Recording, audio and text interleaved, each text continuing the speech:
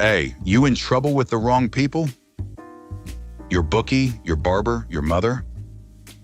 Come on down to Mikey's Witness Protection Warehouse, where we hide you so good, even you won't find yourself. We got disguises for every situation. You want to vanish like a Vegas debt collector? Boom, we got the Gone in 60 Seconds special. Need a fresh start? We'll hook you up with a fake passport, a new name, and a job at a cannoli stand in Toledo. Frankie Two Forks. I was Frankie Two Forks. Now I'm Larry the plumber. Nobody suspects nothing, except maybe my accent. All our services come with a lifetime warranty or until the feds catch you, whichever comes first. Big Tony. Hey Mike, what about witness relocation for pets? Tony, no one's looking for your goldfish, all right? Mikey's Witness Protection Warehouse, hide smart, not hard.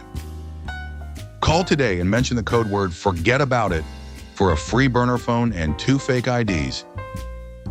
Mikey's Witness Protection Warehouse is not affiliated with the U.S. government, the FBI, or anyone with actual authority. Side effects may include new accents, strange relatives, and sudden urges to start over in Tampa. So don't wait. Disappear today and tell him Mikey sent you. Actually, don't tell him nothing. Mikey's Witness Protection Warehouse. We'll make you a nobody professionally. Muggs, what the fuck you doing in there, you prick?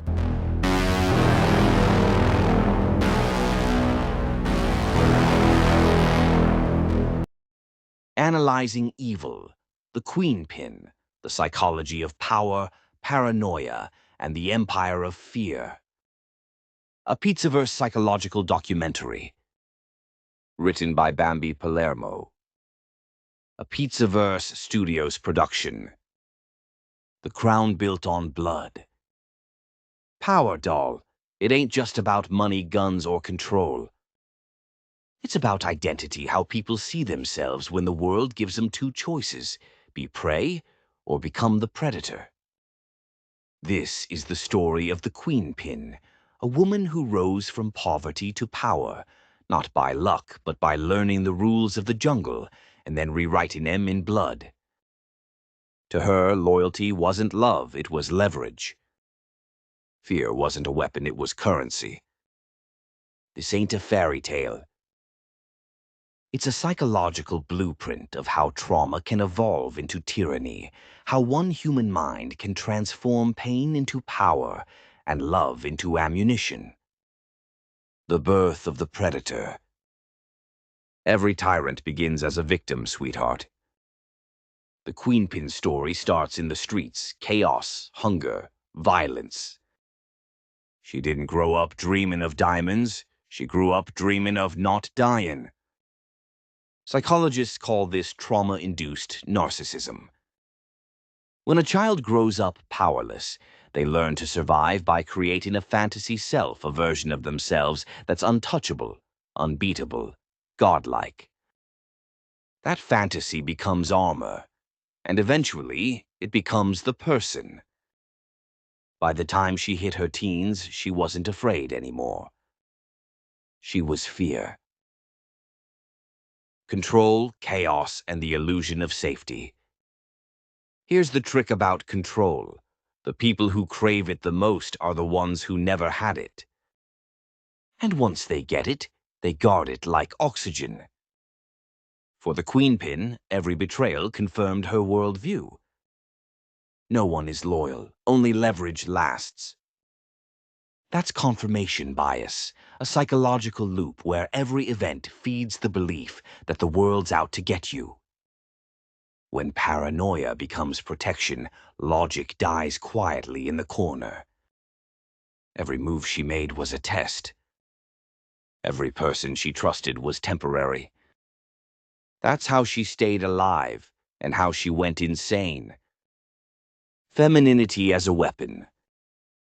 The Queenpin understood one thing the men around her didn't. People underestimate what they don't understand.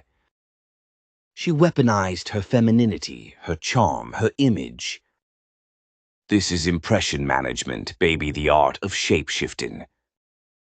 She could be a mother, a monster, or a messiah, depending on who she needed you to be. To her, seduction wasn't romance, it was recruitment. That's not love, that's Machiavellian intelligence, psychology's fancy word for emotional chess. Violence as branding. See, violence wasn't just her method, it was her message. When you live in a world where reputation is worth more than money, you don't buy respect, you broadcast it. That's symbolic aggression, the kind used by dictators, mobsters, and narcissistic leaders. You don't kill 'cause you have to. You kill 'cause it keeps your legend alive. To the Queenpin, fear was a mirror. The more people feared her, the more she believed she existed. The mother of monsters. Motherhood is supposed to be about nurture, but for her it became an extension of control. Her children weren't her escape from violence, they were recruited into it. This is intergenerational trauma. When survival replaces affection, love becomes a form of control. She believed she was protecting her family, but what she really did was replicate her past. The abused became the abuser, the victim became the villain.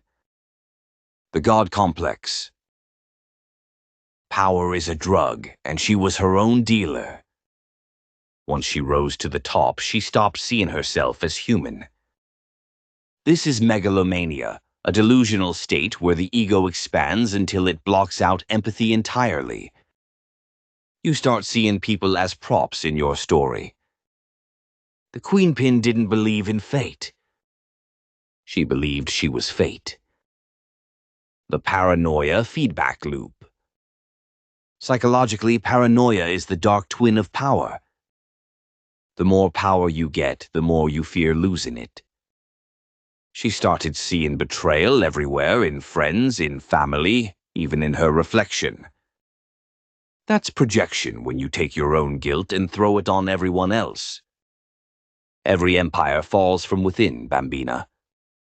And hers began to rot from the heart outward. The prison of power. By the end, she wasn't being hunted by cops or rivals. She was being hunted by her own mind. Psychologists call it ego collapse when the identity you built to survive becomes the cage that kills you. She'd won every war except the one inside her head.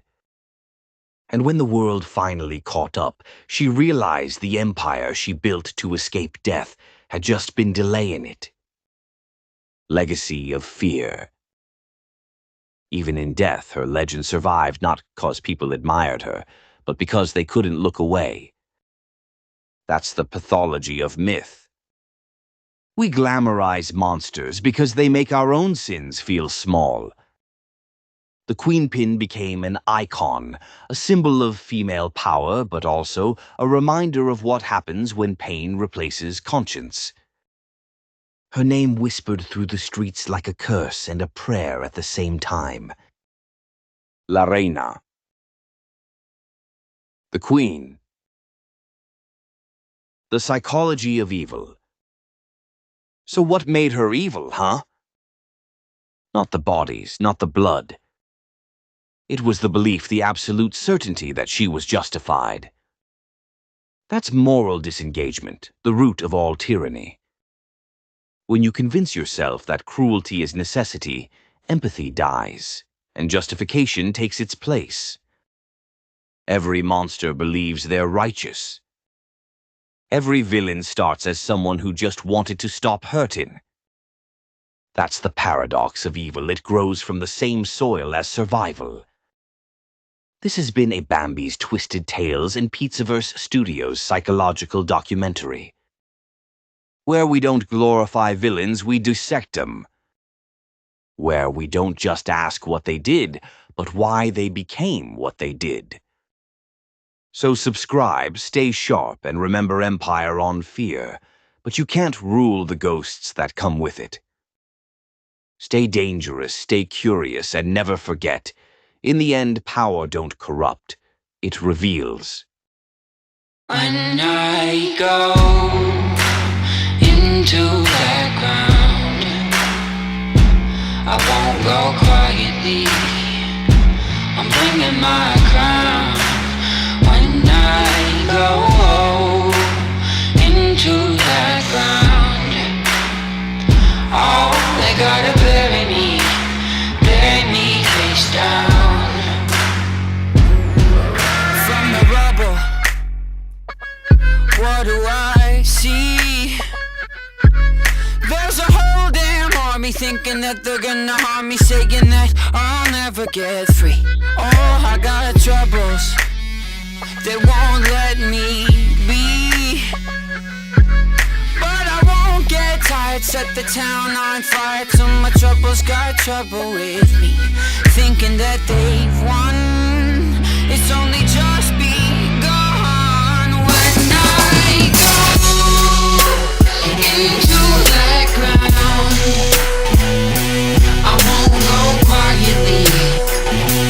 I'm bringing my crown.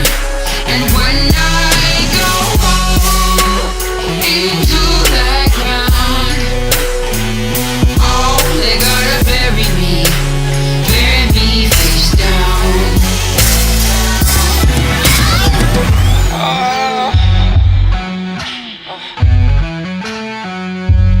I've been on the run since I was a boy, but now I'm done running, got another thing coming. Watch my enemies get destroyed. Oh, I got troubles of more than one kind, but I never sleep. Gotta bury me 6 feet deep where the sun don't shine, thinking that they've won.